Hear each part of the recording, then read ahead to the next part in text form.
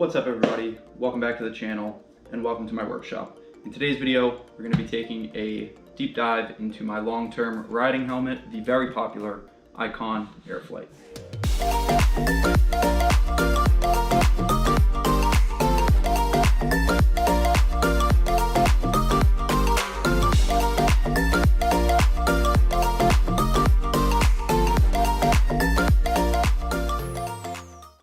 So, the Icon Airflight, obviously as I mentioned before, it's a very popular helmet. You see it a lot on Instagram, I've seen it a lot on YouTube.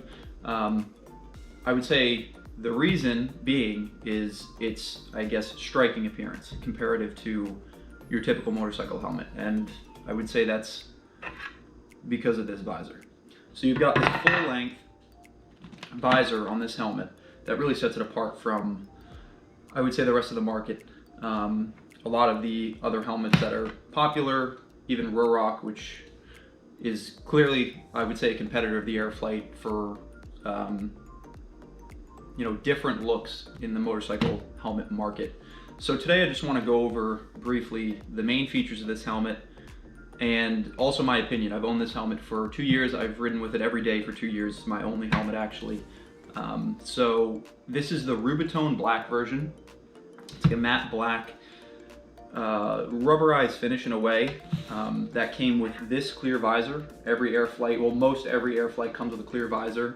This is the first visor I purchased with the helmet and just kind of got bored of it a little bit. So I purchased the silver visor as well as, you'll see here, the silver spoilers. So they do sell a massive variety of colors for both visors and spoilers. So you can mix and match or put them together, and that's one of the main features of this helmet is the customizability of it. Also the I would say styles of the helmet, so the different paint jobs or schemes, wraps, whatever they are really cool comparative to the rest of the market. They're pretty impressive designs. I'd love to have all of them if I could. Shout out to Icon. If you want to send me some stuff, feel free. This is not the MIPS version, so that the MIPS protection system, they do have an Airflight with it. It is a new version of the Airflight, but this is not that one. So like I said, one of the main features is the visor and the customizability. So what I want to show you actually as I pop off this side is they've made a really easy interchange system for the Airflight. So you simply pop those pieces off, rotate this all the way up, and the visor just clips off of these little hooks. So if I want to put on this visor at any point in time, I just line it up on this side, line it up on this side. Let's see, of course I'm making this look a lot harder than it is. And then all you do is you just rotate it down and your visor is now changed. So you can have, mix and match your visors as you'd like to. I obviously like my silver visor, so I will put this back on real quickly. But I think this is just a major selling point for the Airflight, and I've really enjoyed it. When I did get, as I've said, I've ridden with this helmet for 2 years, so when I was bored of the old style, clearly I'm terrible at putting these on. I promise you it's not this difficult. There we go. When I got bored of this old style, I just decided to buy a new visor, and they're not very expensive. I think they're about $30 or $35 a visor, which is fairly inexpensive. And these pieces just clip on also very easily.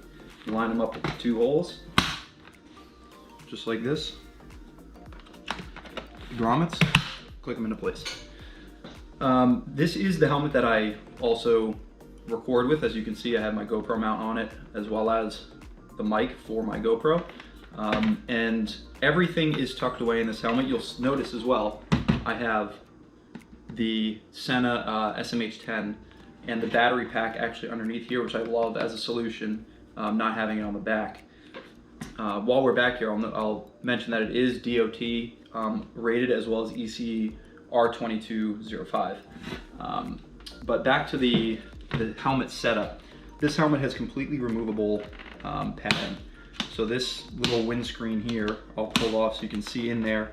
I do actually have both my mic for my GoPro, as well over here is my intercom mic. So the intercom mic is tucked in there, and behind the padding, I'll take one off for you here. It's very easy to take out, interchange, if they get old or crusty, which to be honest, I could probably do. Or just to clean. These are really easy to clean. So you'll notice this is one of the cheek pads. There are 2 cheek pads as well as the top of the head protection there. And Icon will recommend exactly how to clean these. I've used that multiple times. I actually really need to do that soon. Maybe I'll do that today. But all these pop out and you can very easily clean them. So I will just leave that out for the sake of time. Look at my cheat sheet here. So the sizing of this helmet was really easy to determine for myself. I actually have a bit of a smaller framed head for my size, but the size ratings were really great on Icon's website. I took measurements of my head with just a flexible measuring tape, sized it up, and funnily enough, I actually wear a medium helmet, which is probably pretty surprising. You can see from the padding here though that it's medium padding. So that is the major features for the helmet. I would note as well airflow for the helmet. You have, you'll notice these grills in the front here. You do have an air vent with different slidable options, you know, open and closed. And then these 2 vents on the top flip up and down for airflow, and those vent out the back of the helmet here. You have 2 grills in the helmet. I think the airflow is adequate. It's not a noisy helmet in my opinion. I think it's actually quite quiet, very comfortable. It's got a very low chin, which I like. It cuts a lot of the air down in this section of my my neck. So those are really the features of a fairly simple helmet. It works great, like I said, for my camera setup. I actually have a mount here that extends out this way in front of my helmet, and I can still raise my visor while recording. I wish you can set up a center mount on this helmet, but I don't like the idea of having it mounted to my visor. I just don't want anything on the visor, or if I ever want to lift it up and I'm recording, I would hate for the camera to be facing into the sky. So that's the non-biased features, I suppose, of the helmet. I do like it. I think the styling is great. I think it's really cool to have a different design in the motorcycle industry as opposed to just your classic visor, basic shape. I get a lot of looks. I've got a lot of comments on this helmet. And that kind of segues into my personal opinion after 2 years. So sort of the important things are fit and comfort, as well as finish and durability. So fit and comfort, I kind of mentioned beforehand. As long as you size yourself correctly, this will fit great. It's very comfortable. The cheek pads are pretty tight when you first get them. If you size it correctly, they've loosened up perfect. I really feel secure but not squeezed into the helmet, which I think is important. As for the fit and finish of it, it's beautiful when it comes new. Obviously, you'll notice some dings and dents. I have been riding with this for 2 years, almost every nice day that I can. This visor I've actually had for quite a while now. It's in phenomenal shape. The visors really stand the test of time quite well. I'll show you on this one. It may be hard to see, it probably will be, even if I can find it. On this side, you probably cannot see it, but I do have a section of pretty deep scrapes, and that was my own fault. So I was riding down actually near Newport, and I went to go hang my helmet up on my bike, and I dropped it and scratched it pretty bad. The helmet itself took the drop really well. I don't have really any scrapes other than just up on this vent here, and they're very, very hard to even notice. So I would say durability is phenomenal. To own this helmet in a Rubitone finish for 2 years with minimal damage, scratches, the only thing I would say is maintenance and upkeep, which I touched on as well with cleaning the head pads inside the helmet. If you just take a microfiber cloth, which I do, under warm water, wring it out, you can wipe this entire helmet down, let it dry, which I did before this video, although I've touched it a bunch, so there are finger marks. That's the only thing with Rubitone, is you do get fingerprints on it pretty easily. You can wipe it down, let it dry, give it a quick wipe with a dry microfiber on the lens, and you never, they say never clean the inside of these lenses. Give it a good wipe and it looks brand new, honestly. I have no bad things to say about the durability or maintenance of this helmet. I think it's a phenomenal product. I would highly recommend it.